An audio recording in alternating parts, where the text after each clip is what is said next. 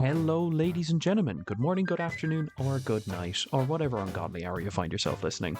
We are the Bards Against Humanity, here to strum your lute and absolutely wreck your ear holes. So prepare for a podcast that's going to hit podcast. Second time running, I've really fucked up the set. Podcast, hello. So prepare for a podcast that's going to hit harder than a nat one in bed, and apparently my fuck ups in this series, because we're coming in your ears. Take it away, Leo. That's right. It's your usual suspects on today. Myself, Leo, and of course, Dan. Fuck ups abound. Pow pow. And today we are going to go through the Sorcerer class. How excited are you for this? Oh, I'm super excited. Ranger is my favorite class, but Sorcerer is a very close second. Very close. I think. Is there a class you don't like? The fact that I had to think about that. Well, the class I've had the least amount of experimentation with is Artificer, so I'd have to go with that just purely on vibes. It's not one of my favorites, so I guess I'd go with that. All right. It just seemed like you were a bit of a class war. I'll be honest with you. I just like D&D. Maybe this podcast wasn't a good idea for me to be involved in because I just like things. But as we found out, though, I'm not that biased because I really shat on the new druid shit. I am delighted that we are bringing up druid, that subclass of druid, nearly every episode since. You know, it's like that guy from Very Odd Parents. It's just the Circle of the Sea druid. That's just all we're doing. I don't think we've ever shat on something for so long. It's impressive. No, it's at this point, it's our running gag. Haha. Please sponsor us. I was about to say, speaking of gags, go to Love Honey for your ball gags. Oh, much better. I should have shut up. It's all good. It's all good. Should have let Dan take the wheel. I'm learning from you with all of your plugs from Love Honey. Speaking of plugs. From all of your plugins. Speaking of plugins, download NordVPN. It just works. It just works. It just works. Anyway, and would you like to whip us off about what the Sorcerer is and actually introduce this class? Because I never do. Sure. Yeah, I'll take it up. Yeah, this is my job. Yeah. Now, Yeah. This is my job. Yeah, probably. God only knows how many episodes in, and we're just figuring this out now. Essentially, for sorcerers, what they are is they are born with magic. Magic is in their bloodline. They've inherited it from some source, unlike wizards and other classes that gain magic or some access to arcana. Sorcerers are Maybelline. Not Maybelline. They're the opposite of Maybelline. Maybe they're born with it. Yes, they are, but they're not Maybelline. They're Lady Gaga? Yeah, I think. Yes. I had to think about that for a second. I was like, yes, wait, maybe? No? Yes? Yes. Yes. Because, baby, they're born this way. Yeah, so they get it from, as described by D&D themselves, sorcerers carry a magical birthright conferred onto them by an exotic bloodline, some otherworldly influence, or exposure to some unknown cosmic forces. No one chooses sorcery, the power chooses the sorcerer. So you can have this from birth. You could have been blessed by a dragon. A family could have been blessed by a dragon's magic many centuries ago, and that power manifests every so often down the family line as a draconic soul sorcerer. You can do some really cool stuff like that. But essentially, yeah, they are the kids in school that no matter how little work they do, they still somehow manage to get an A because they just know how it works. They're the rich kid. Their dad was rich. Their granddad was rich. It's in their blood. Exactly. Yeah. I have the power of. I have the power my of credit money card. and my credit card. Yes. Just like all gacha games, it's pay to win, and so is magic in D&D. Which could be a little fun direction you could go with your sorcerer, but I've had a quick look. I'm nowhere near as confused as I was for our previous class.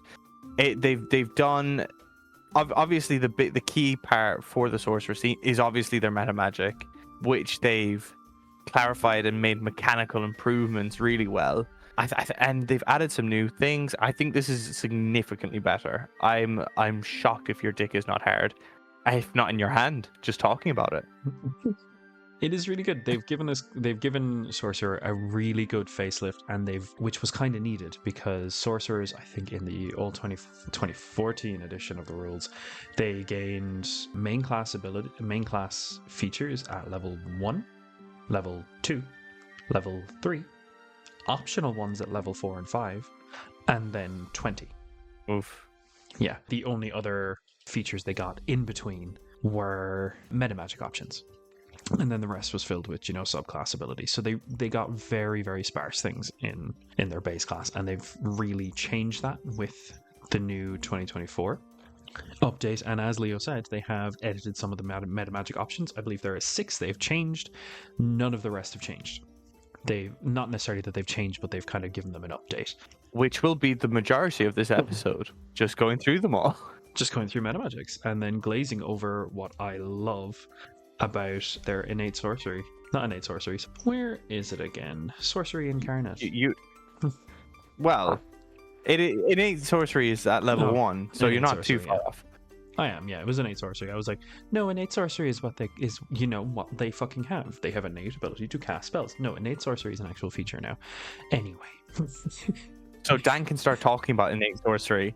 One of the biggest changes from 2014 is the amount of spells that kind of / prepare, which was raised from 15 to 22, which is huge. And also, you're allowed to change a cantrip when you gain a sorcerer level. So if there's a cantrip that's not working for you, because you're not like a wizard and you're able to change it every short rest, you're still able to change it when you level up, which is nice, which is good. And also getting an extra 7 known / prepared spells is pretty good. Yeah, it's a big improvement. That was one of the main gripes that folks had with a sorcerer, is that when you chose your spells, there was not a huge variety that you could learn. Most of them that you got came from either your charisma modifier or your levels, and you never really had many spells. And if you chose a spell that you weren't getting much use out of, and you got it because it's like, oh, situationally this could be good, you're now stuck with that spell. You had no way to get rid of it. The only way that you could change it was the optional rules they introduced in Tasha's to sub out a spell every ASI.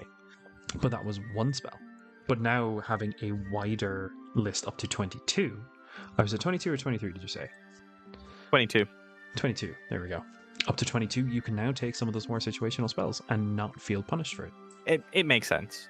I understand what they were originally going for, but it was one of those things where on paper it looked really good, but in practice it was impractical.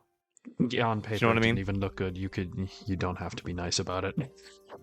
Well, no, it's like wizards are allowed to have this huge pool of spells because sorcerers have meta magic, if that makes sense. But it was actually they punished them too much. Yeah. So yeah, they have a bigger font of magic that they can call upon at any given time, and one of their other things that they're known for as well is being able to have many more cantrips prepared compared to other classes. Like sorcerers at maximum have 6, at minimum they have 4. I don't believe any other class has that many cantrips available to them at any given time. Well, you know what? Our listeners will just have to find out when we cover the other magic user subclasses. Oh, and speaking of magic casters, sorcerers are full casters, so they will have access to those glorious level 9 spells eventually. When they get there. Yeah, and as Leo was saying, it's like you can change your spells once you gain a sorcery level, so you can change one of them. So it can be a cantrip, can be a regular spell for another spell, as long as you have the appropriate slots to be able to cast that spell. Which is very good. It's so nice. It feels so much less punishing to play a sorcerer now and choose your spell list. You have a bit more freedom. Massively improved, and we've only just started. Yeah, it's... Oh boy. One of the other things that they get that allows them to really define their power level early on is the new innate sorcery. They've never had anything like this before, and it is so good. So basically, you get this at level 1, which I find is crazy. This is better than some classes' abilities at level 10, in my opinion. So as a bonus action, you basically unleash a wealth of magic within you for a whole minute. And while you have this active, your sorcery save DC goes up by 1 for all of your sorcerer spells, and you have advantage on attack rolls of any sorcerer spell you cast during that minute. And you can use this feature twice per long rest, it's very good. That's very like the fact that you get it twice and then per long rest and it's for a minute. The likelihood of you truly running out early on, especially, is very slim. Dude, it's insane. Just going off of pure things, so there is a set of magic items that are just for sorcerers. So they're called the Bloodwell Vials, +1, +2, +3. Because, like, do you know the robes of the Archmagi? Yes. So what it does is it increases the save DC of your sorcerer spells, and it also adds +1 to the attack rolls of your sorcerer spells. Damn. And so if you have a +3 variant, you already have +3 to the save DC and +3 to attack rolls. With your innate sorcery, further increasing that by 1. Like what we've seen with Kane, is I know we were just doing Monk with him, but he's playing a sorcerer, a shadow magic sorcerer in the current campaign, and he has a +2 Bloodwell Vial, and he already has a save DC of 19 or 20. Does he? When did he get that? He got the Bloodwell Vial a while back. I think it was in one of the sponsor shops that you that came for. Fair. But because of his 20 in charisma and his Bloodwell Vial, he has a really high DC as well. If only he made the sorcerer with 2024 rules.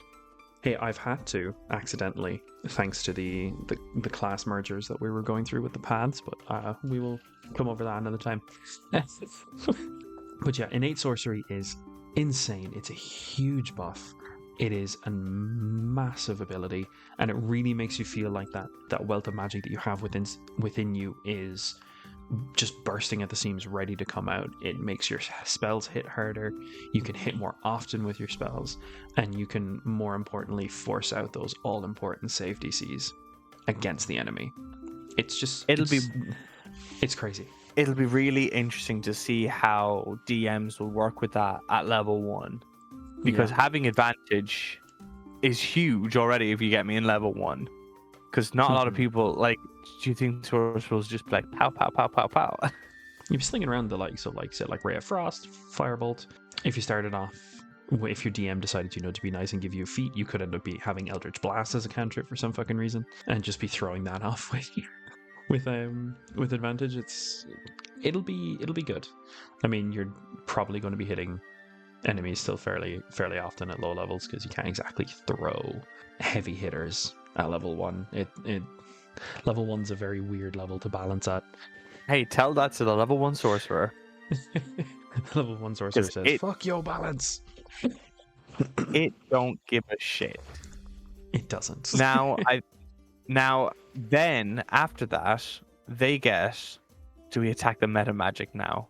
I think we do. Font of magic is important. Do you say it is or it isn't? It is. It's like their whole class identity.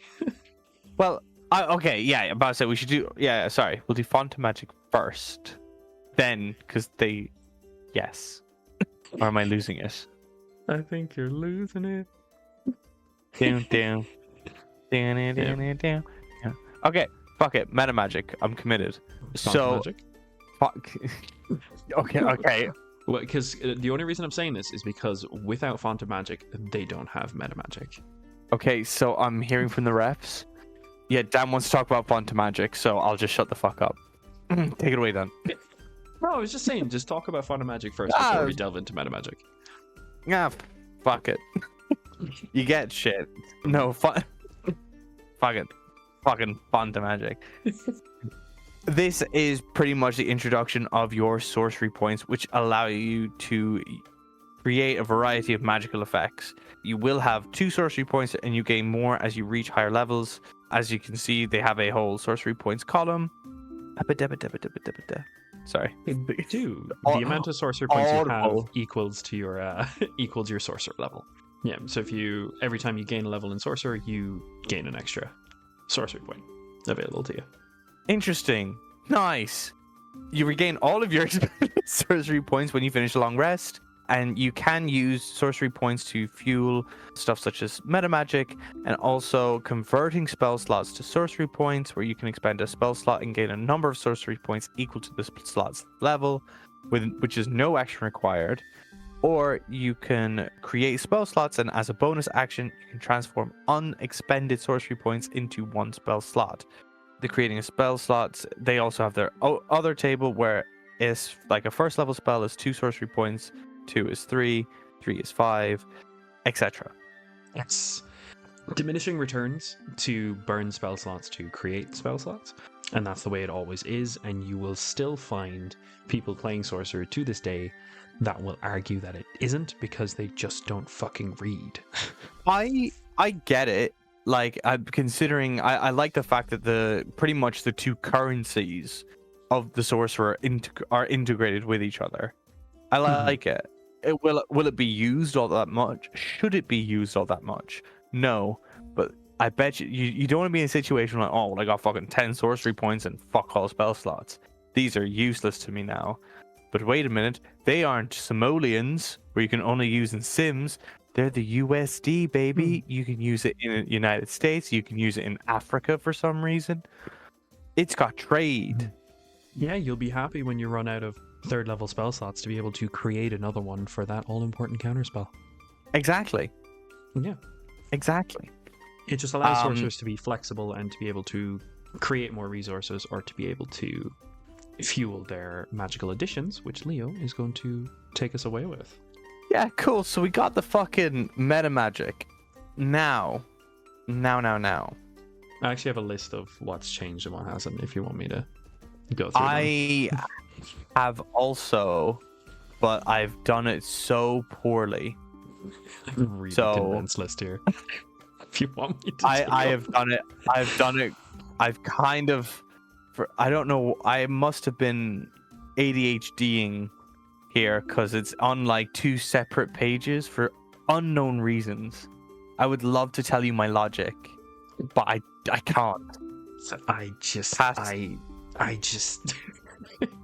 Past Leo is a maniac.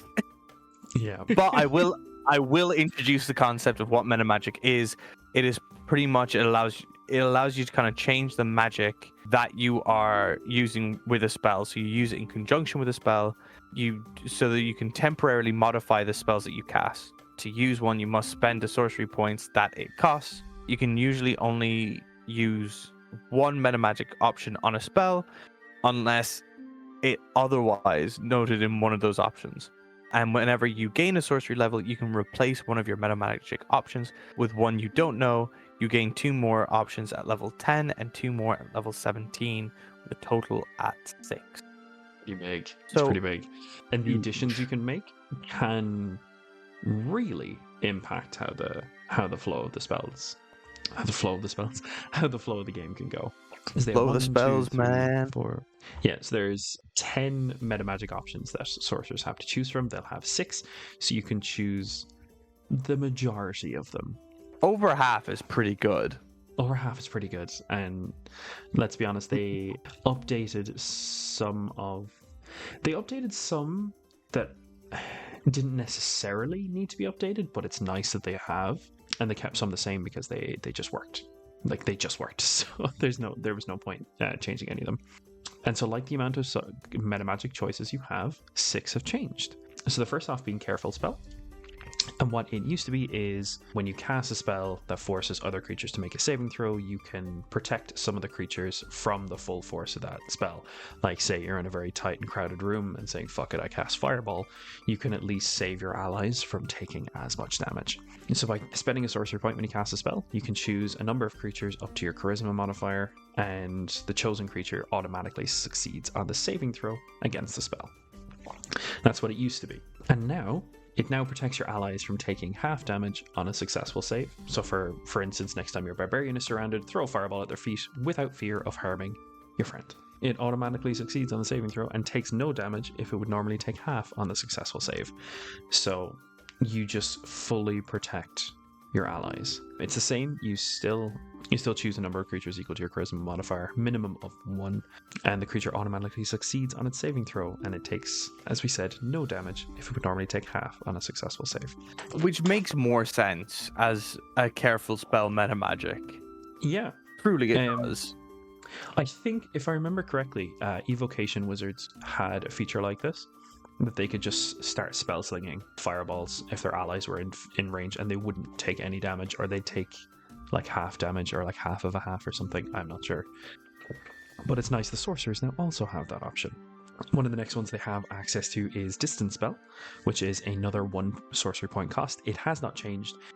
When you cast a spell that has a range of at least 5 feet, you can spend a sorcery point and double the range. It's just handy. It literally is just like an inbuilt 1.1 sorcery point spell sniper, so you can just extend the range. Or even, which this one is actually really cool, if you have a spell that has a range of touch, you can spend a sorcery point to make the spell's range 30 feet. Super handy. Super handy. I always take it. It's a fairly nice option to have.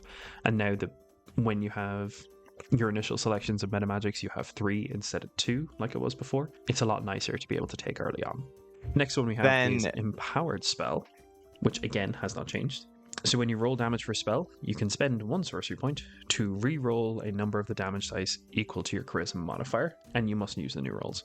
So if you rolled shit, you can get better. And the nice thing about it as well is you can use this meta magic if you've already used a different meta magic for the spell that you'd want to use this for, because that's the important thing about meta magic that some people don't realize as well at the beginning, is that you can only use one edit of a spell, 1 meta magic per cast. Yeah, but I'm about to say, besides from Empowered Spell, which is kind of stated otherwise, for me, Empowered Spell looks really nice, but there are so many other options where it's like, is this in the bottom 3 that I won't end up taking, if that makes sense? I can understand why people would, like if your DM is heavy on combat and maybe you're not using like close combat, I'd get it. So where, like we said earlier, the distance spell won't make much sense, it won't actually do that much because all of your spells are already reaching, that sort of vibe. But yeah, about to say, handy out. I can understand people taking it, which is actually what I quite like about all of these meta magics. Small tangent. I can understand if someone was like, I'm definitely choosing this because XYZ. People can make an argument for nearly every single one of these meta magics, which makes it seem good, which is good, right? There's no Circle of the Sea meta magic. You know what I mean? Yeah, but don't speak its name. Eventually, people will catch on. So it'll be COC. I was trying to think. It was like C doesn't start with the letter C though, but you meant COC. Yeah. Yeah. Okay. Here's me and my wonderful brain at work, ladies and gentlemen. No, I didn't mean for its abbreviation to be cock. Yeah, that's genuinely what I thought you were going for there. Anyway, moving on. The next one that sorcerers have is Extended Spell, and this one has changed a little bit. So it's another, again, 1 point sorcery cost. So when you cast a spell that has a duration of a minute or longer, you can spend a sorcery point and double the duration up to a maximum of 24 hours. Now, the change for this is if the spell also requires concentration, you have advantage on any save you make to maintain concentration on that spell. So we all know that if you lose concentration on the likes of haste, it sucks. And Leo, I know you especially know this because you're always the frontline fighter guy. If haste is dropped on you, that's it. You 1 turn gone. But being able to not only extend the duration of haste, but also give you advantage on the all-important save that you need to make to keep haste going on your party, it's beautiful. Super handy. See, I could understand if someone wants to ride or die on that spell, especially now with that edit. Now, me, I always used to use haste with Twin Spell. Because Twin Spell is one of the ones that's changed, and I'm not sure about it. The old twin spell just allowed, if a spell only targeted, say, one individual target, you could spend sorcery points equal to the spell's level to give it a new target.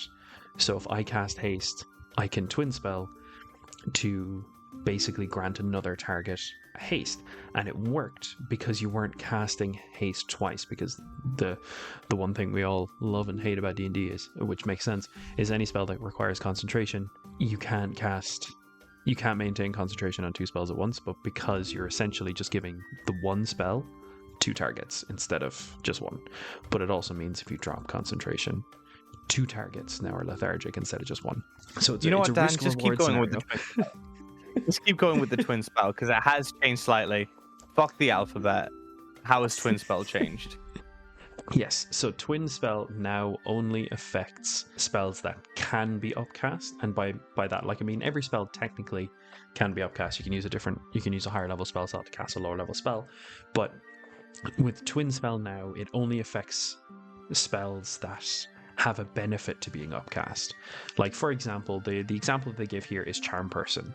So when you cast a spell such as Charm Person, that it can be cast at a higher spell slot to target an additional creature, you can spend one sorcery point to increase the spell's effective level by 1. So, how does that fare out? It means I can no longer use my cheese with haste, because unfortunately haste doesn't have, I don't think haste has a benefit to being upcast. It does not. It does not. But what it does mean is, I think, if I just take a quick look at Charm Person, yeah, what level spell is? Yeah, so it's level 1. So it means if you don't technically actually have the ability to cast level 2 spells yet for Charm Person, you can still upcast it, quote unquote, with Twin Spell. So if you're at level 1, if you want to cast Charm Person on 2 targets, cool, because Charm Person allows you to target an additional creature for each spell slot above level 1. But with the meta magic available to you, you can upcast it to level 2 already, from right from the get-go. This will be really interesting to see how it can be, because you're literally just leveling up. So theoretically, in later times, you could cast Charm Person at 2nd level and twin spell it to affect 3 creatures. Yeah, exactly. It's just every spell slot above. So it's obviously shit. You can't twin haste anymore. It is, but because you don't have to spend as much sorcery points on your spells anymore, it means that you can sling these additions out more often than you could before. Because the big gripe that I know I sometimes had with sorcerers is throughout the beginning and middle, pre-level 10, it felt that you weren't able to use as much meta magic as you could have before if you weren't basically just eating up your spell slots to convert them to sorcery points. And now they've reduced the costs of all of these, or at least some of these meta magic options, to make them more affordable and to make that sorcery point economy go further. Yeah. Well, I think we'll go back to alphabetical. It's alphabetical. Next we have Heightened Spell. So its cost has been reduced from 3 to 2, which is already huge. It's 3 sorcery points is quite expensive. But what it used to do is it used to give a target of your spell, if the spell requires a save DC, you can spend 3 sorcery points, or you used to anyway. You used to be able to spend 3 sorcery points to give that target disadvantage on the first save they make against that spell. But now with Heightened Spell, if you cast a spell that forces a creature to make a saving throw, you spend 2 sorcery points to give one target of the spell disadvantage on all subsequent saves of that spell. Which is huge. It is huge. Take, for instance, the spell Hold Person, which is another one that was given as an example. A Hold Person allows you to essentially lock a human in place. And essentially any attack from within 5 feet against them is an automatic critical hit, as so long as it hits. But if you use Heightened Spell, not only was it more expensive, they only had disadvantage on the first save. So after that, they had more of a chance of being able to make the save on their subsequent turns to break free from Hold Person. Now, if you get them with Hold Person, they have permanent disadvantage on the saves until they either save or until the spell duration runs out. I mean, honestly, this is potentially like the second best meta magic. I do have a favorite. It will come into play. We will get to it eventually. But they made one of the best meta magics better. They did. It's just a straight upgrade across the board. There is, like, even if they still kept it at a cost of 3 sorcery points, but still made the addition of permanent disadvantage against the rest of the saves against that spell, I would still be happy with it. But it's the fact that they've reduced the cost and they've given the target disadvantage on all saves related to that spell. It's premium. And it's just the heightened spell stocks are through the fucking roof right now.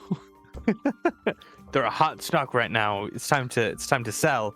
Yeah, and I actually think that even though the twin spell got a bit of a nerf, no more twinning haste, that's kind of the only thing that people are pissed off about, that they can no longer twin haste. It's still not awful. While blah blah blah. While heightened spell has dramatically increased. Like I think those, like, if you put the two together, it's still a better meta magic in 2024. And that's just taking like those two individually. Even though I'm a little bit salty about how Twin Spell was changed, I think it's a better change. Because again, it's less expensive. And by less expensive, I mean it only ever costs 1. Beforehand, Twin Spell would only cost 1 if you were casting a cantrip. Or level 1 spells, I think. So I am salty that I can't cheese as much with Twin Spell, but it also does mean that I can warrant taking those more niche spells for those like upcasting potentials. So I kind of like it. I'm gonna miss the cheese, man. Hey, well, you can cheese with heightened spell. Like, that whole person could be huge. Could you imagine just this whole fight and it's like, heightened spell, whole person. Shit. And you know what's even better? Go into your innate sorcery, and your spell is save DC increases by 1, and then heightened spell meta magic. Yeah, fucked. And this is only at level 2. All of this is still at level 2. Actually, out of curiosity, because you've mentioned it, what is your favorite meta magic? I think my favorite one, I'm about to say it hasn't changed too much. As an update, I think it has to be Subtle Spell. Subtle Spell is so strong. Yeah, so when you cast a spell, you can spend 1 sorcery point to cast it without any verbal, semantic, or material components, except material components that are consumed by the spell or have a cost specified in the spell. I know you yourself don't necessarily deal too much with materials unless it's like Revivify, you need a ruby bitch. But otherwise, if it has a cost associated with the spell, you always have to have at least that on you, or you have to make sure that you go out and buy it. Yeah, absolutely. So, so most of the time, it's very good. With the counters, it can't get counterspelled. It can't, it's for 1 sorcery point as well. You can 9 times out of 10, if you can nearly take away a legendary resistance off a big creature like further down the line. You can cause chaos at any level nearly for only 1 sorcery point. This will fuck up someone at level 20. This will be a massive inconvenience for someone at level 20. And for you at that stage with 20 sorcery points, it's nothing. You could do this all day. All day, son. All day. All day. And what's even better, I just think it's the best. It is undisputably, it's always on any of like the sorcerer builds I make, or any of the builds that I take that incorporate sorcerer. It's always there because it's a spell that's never bad. It's a meta magic that's never bad. You can use it in any situation. Yeah, like for those of you that like to shake down my shopkeepers and try to wiggle some sort of discount down, you can now subtly cast friends, and done. There you go. Now you're rolling your charisma checks with advantage and they won't ever know. You can subtly charm person, they'll never know.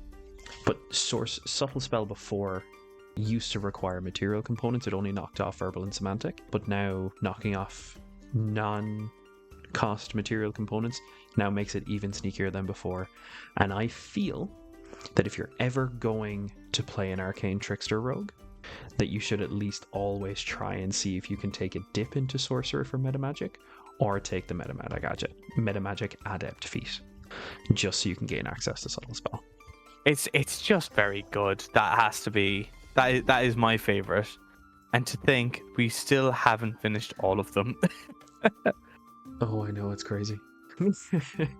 Yeah, so one of my favorites that's always been really fun is Quicken Spell.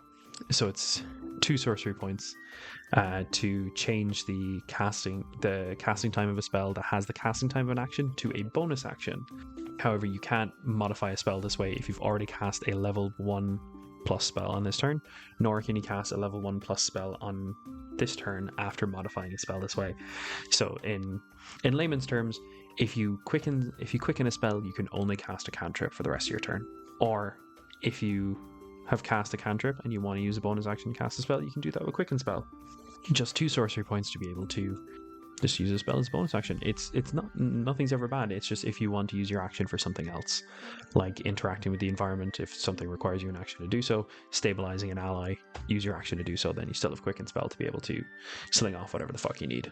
It'll be really so. About to say, obviously, Kane's been a sorcerer in this campaign, and obviously we've had sorcerers in previous campaigns, and Quicken Spell has been used quite a bit. I wonder how useful it'll be with the likes of innate sorcery, because that's a bonus. So previously, you'd have fuck all to do with bonus actions, but now you can do something with your bonus action. Mm-hmm. So I wonder how that'll be utilized. Now, granted, Kane is tries to be sneaky, and it's like, I want to cast this spell.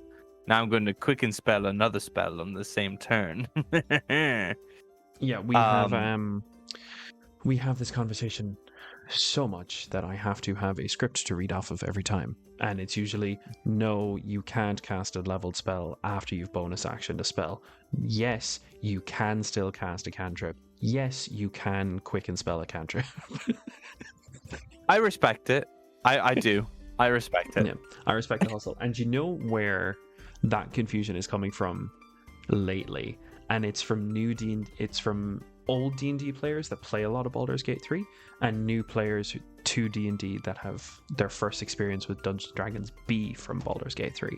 Because in Baldur's Gate 3, if a spell requires a bonus action, you can use your bonus action to cast that spell, and then you can still cast a leveled spell as a main action. That's one of the little tweaks that they made for BG3. You know, I've never played it. Do you know what? I would recommend it. It's a really fun game. It just takes a long time to complete. But the story is worth it. The gameplay is really fun. The interactions you have with the characters, both in and out of cutscenes, is a lot of fun. I would recommend trying it. It's a game that I would think that I would enjoy. So similar to Hogwarts Legacies, however, that's completely different reasoning. Did I not tell you about when I got the Kinect, right? And we got this Harry Potter game for the Kinect. And I would have been 16 at the time, but I had my beard going at that time. So when I scanned my face, the whole concept is like, it'll scan your face and you can be next to Harry fighting the he who shall not be named. But when I scanned my face, because I had so much hair, I just ended up black. I do remember this. And it took me forever. And I was like, do I just have like a bugged version? And I got my entire family to do it, and everyone else came out white. And I was so confused. But it gave me a lot of joy. So I have a different... I think was it. Oh no, you had your short hair by then, wasn't it? Because it was, I think it was what, 2 years? Was it 2 years before that? I think was it when I was in second year. I think you still had your long hair. Oh, I had like shoulder length hair for TY, so you would have been in third year. But I had like a Bieber cut. I still kind of do, I guess. Like I have medium hair if I'm going to my character creator and I'm trying to make me. But luckily, in every game, the neutral guy looks exactly like me, so that's handy. Super handy, generic white man. Yeah, it's so handy. How will I get the eyebrows right? Medium hair, beard, select. Sweet. Yeah, you're Yeah. you're gonna have a lot of time on the character creation screen for Baldur's Gate 3. I just don't think I will. Hey, it's one of the few games that allows you to go heterochromatic with your eyes. What? What did you call me? Heterochromia, where you have two different eye What colors. does that mean? Oh, that took an intern a whole week to do. And you know what? We thank that intern because it's And you know great. what? We're talking about it. Exactly. Larian Studios. Anyway, Thank you. Back to meta magic. back to meta magic. That's right. We're still not done. We're nearly done. Nearly done. Seeking Spell is another one that has changed. Its cost has gone from 2 to 1, which was the only change they really made for it, but it's when you make an attack roll for a spell and you miss, you can spend 1 sorcery point to re-roll that d20 and you must use the new roll. It's just like giving yourself a cheeky little luck point to work with. Inbuilt. It's lovely. And this is one of the spells that you can use if you've already used another meta magic for the same spell. Which is super handy. Like, I think that's a good one to have. Like, that could be someone's favorite, and I'd be like, you know what? Fair enough. They'd be wrong, but fair enough. Do you want to feel like Yondu from Guardians of the Galaxy? Now you can. Seeking Spell. Yeah. And the whistled, final I probably just one. drove my dog mad. Yeah, that was a bold choice. I Yeah. whistled in the shower today, and my dog went nuts. Went absolutely psychotic. Poor Joe, man. Poor Joe. Yeah, poor Joe. Poor Joe. Anyway, the final piece of meta magic, it hasn't changed. It's transmuted spell. It costs 1 sorcery point, and when you cast a spell that deals a type of damage, you can spend from a list I'm about to say, you can spend 1 sorcery point to change that damage type to another one, be it acid, cold, fire, lightning, poison, thunder. So if you have poison damage, you can change it to cold, or vice versa, etc., etc. I think this is very handy as well, because you're able to avoid resistances or try and get at vulnerabilities. They're all just good. Yeah. This one will never not be funny to me when using with the spell Chain Lightning. Not Chain Lightning. What is it? Lightning Bolt? What spell am I trying to think of? Firebolt. No, I'm trying to think of, do you know the spell that just casts lightning in a line and anything within that line takes lightning damage? Oh, yes. I think it is. That spell. I think it is Lightning Bolt. Yes, I think it's Lightning Bolt. That or Chain Lightning. It's always really funny to me to just change that to like poison or acid, and then just have just a line of just fucking burn victims just the whole way down. Have you ever thrown a bucket of acid? It's the same pattern. It's the exact same thing. Same thing, man. I'm not going to ask how you know that. And it makes me scared to ever come back around to your house again. Well, don't worry. At level 3, you'll get your subclasses. They've done for the 2024. We still have Aberrant Sorcery, Clockwork Sorcery, Draconic Sorcery, and Wild Magic Sorcery, which we'll get to at a later episodes. Mm-hmm. They've taken, I think one of my favorite flavor-wise was Aberrant Sorcery, but one of my favorite sorcerers to play around with was Draconic. So I'm super happy that both of these are updated for the new rule set. It's great. I love it. Sorry, which was your favorite? Aberrant. Or for flavor, but what was the other one? Oh, yeah, Draconic Soul. Sorry, Draconic Sorcery. Apparently, by the way, they've made some real sexy changes to Wild Magic. They have. Real sexy. So I'm excited to talk about it. But I think we spoke about meta magic for about half an hour. Longer. Oh, good lord. Oh, good Longer. Lord, mm-hmm. Longer. And don't worry. So Meta magic is I'm going to come slightly back into play when we start talking about their level 7 feature. Yeah, it is. It sure is. So level 4, you get an ASI standard, which you'll also get at 8, 12, and 16. Happy days. Happy days. At level Hasn't 5. changed. Yeah. Fucking tick. At level 5, though, you get Sorceress Restoration. Now, this is new. So, when you finish a short rest, you regain expended sorcery points, but no more than equal to half your sorcery level rounded down. And once you use this feature, you can't do so again until you finish a long rest. They needed this so bad. Because you want to know a lovely lovely kick in the gut, Leo. What's that? That was their level 20 capstone feature in 2014. Well, I'm about to say slightly technically worded a bit differently, but so not good. Like they need to regain it in another way. I think level 5 is very early for it, but hey, it's I'm about to say it's good. It's good. The fact that this was even considered a capstone back in 2014 is preposterous. Yeah, and in 2014, that's right. There was no restrictions on the amount of short rests they could regain sorcery points on, but they could only regain 4. Yeah. That was 1 heightened spell. Yeah, and now if you go fully into Sorcerer, you'll be able to, after a short rest, you'll be able to regain 10 at level 20. Once a long rest, which is good. So effectively from class features alone, that just give you sorcery points, you can have access to up to 30 without needing to burn through spell slots. Yeah. Per long rest. Wait. At max. Which is pretty good. Wait. But possibly my favorite changes to Sorcerer. Number 1 had to come from innate sorcery, and number 2 is their level 7 feature, Sorcery Incarnate. If you've no uses of innate sorcery left, you can spend 2 sorcery points when you take the bonus action to activate it, and in addition, while your innate sorcery feature is active, you can use up to 2 meta magics per spell.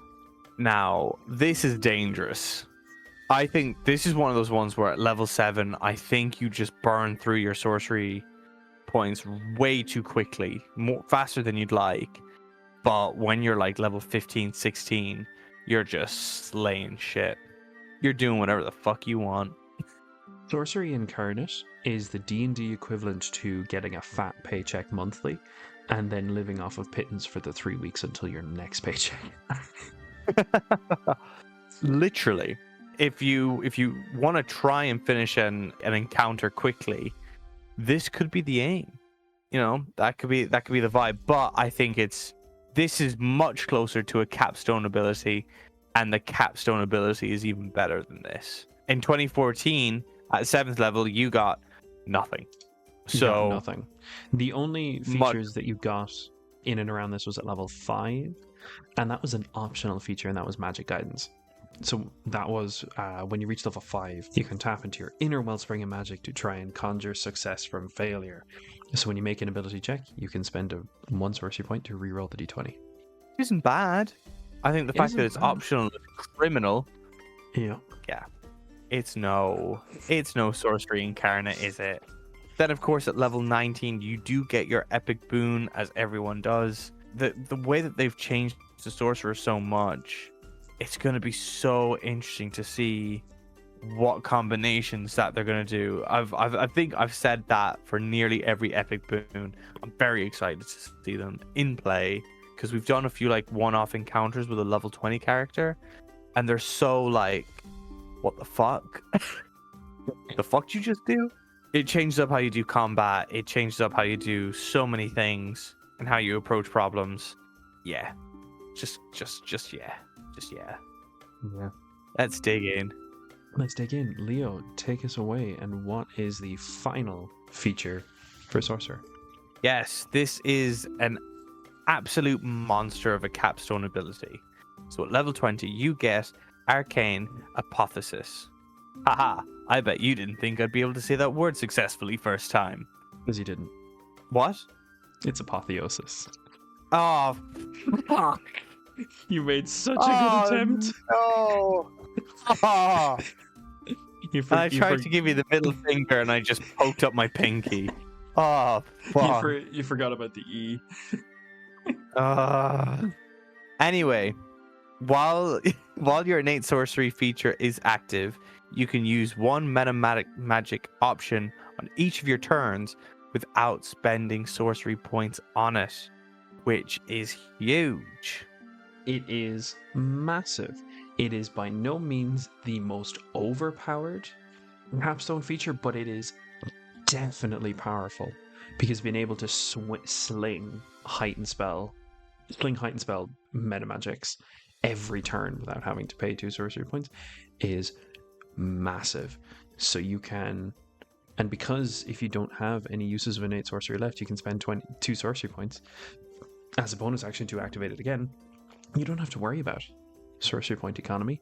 It just means you can edit your spells every fucking turn. But I feel like you're forgetting that because of Sorcery Incarnate, you have 2 meta magic options that you can choose. But now one of them is just free. One of them is just free, but you don't necessarily have to use 2. Oh, but just you got 20 sorcery points. You're gonna use 2. Hey, and you're the one that was just telling me that at level 7, that's dangerous because of how fast you're going to go through sorcery points. Well, exactly. And it's like at level 20, that whole... So you're probably going to start... You'll struggle with it initially. And once you finally get the hang of it, they've just gone around and gone, you do you, buddy. Buy one, get one free. But instead, it's not... You're starting to sound like a magical drug dealer one here. you pay for. Welcome to the sorcerer class, man. You the magical drug dealer. You the magical drug dealer. You and your fucking meta magic. Is that what the kids call it these days? Oh, it is now. It better be. Yeah. But so it's just good. It's just good. It's very good. I'm actually, from what we've done before for previous like class, end of class capstone abilities, for ones that work so well within the class itself, written anyway. I don't know about practical, but written, this works. This works. I'm trying to grab at your lube here, man. Like I'm getting, like my dick's wet. You know what I mean? Like it's this is a good. I'm willing to give this like a 9 out of 10, easy, without really thinking about it. I don't know where I demote points, if that makes sense. The only place I demote points is some of the other base classes are much fuller in terms of getting abilities. Say like around like level 10, 13, or 12, or 14, that kind of thing, like we've had with the likes of like Barbarian, Druid, and Monk, for example. So I would be inclined to give it a 9 out of 10 myself. The only reason I'm deducting 1 point is because they don't have those extra features, or those extra class features from 7 to 20, but they do have their meta magic options at level 10 and level 17. So technically they do. They get so much features so early. They get so much so early, and then it's a very dry spell from level 7 through to 20, except for your two subclass features that you get at level 14 and 18. I'm gonna stick it at 9 because I don't think anything's a perfect 10. But I am, before for 2014, I would never really have considered doing a sorcerer. While now, because I'm a big believer in optimizing weirdly now at this stage anyway. Depends how petty I get with my character dying. Hey, if you still want to play that kind of like melee fighter build, if you still want to be slightly tanky, I would recommend jumping into the new Draconic Soul Sorcerer, because I have looked at this quite intensely and they've changed so much about it that makes it so much better. Because you're tankier with your... Sell it to me next week. But yeah, 9 out of 10. Only reason it's a 9 for me is because of the dry spell for class features. Other than that, it would be a 10. I'm trying to remember, did I give Monk a 10 last when we went through the base class? I'm really trying to think, did I? And I may have. Wow. And I like this. I love the new stuff they've done with Sorcerer. I already enjoyed playing Sorcerers before. Now I feel like I'm going to enjoy character progression so much more with them. But now, ladies and gentlemen, I think it's time to hear from our sponsor.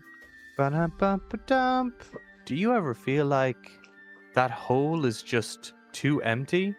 Get one of the new pristine latex butt plugs to fill the hole your partner left behind. Love honey, because honey is sticky and so is love. Ba-da-bum-ba-dum. And don't forget, they also come in latex-free versions for those of you out there who are allergic. That's not real though. Yeah, but we gotta be considerate about those who are allergic. Ladies, any man who says they're allergic to latex, tell him no. No. We're also considerate of the ladies who are allergic to latex. That is fair. Go raw then. Go fucking nuts. Just make sure you pull out. And that, dear listeners, I think brings us to an end to another session where the dice are hard, the jokes are harder, and our standards are at an all-time low. If you enjoyed this chaos, be sure to follow and subscribe. If not, at least we finished, even if you didn't. Goodbye. Goodbye, ladies and gentlemen.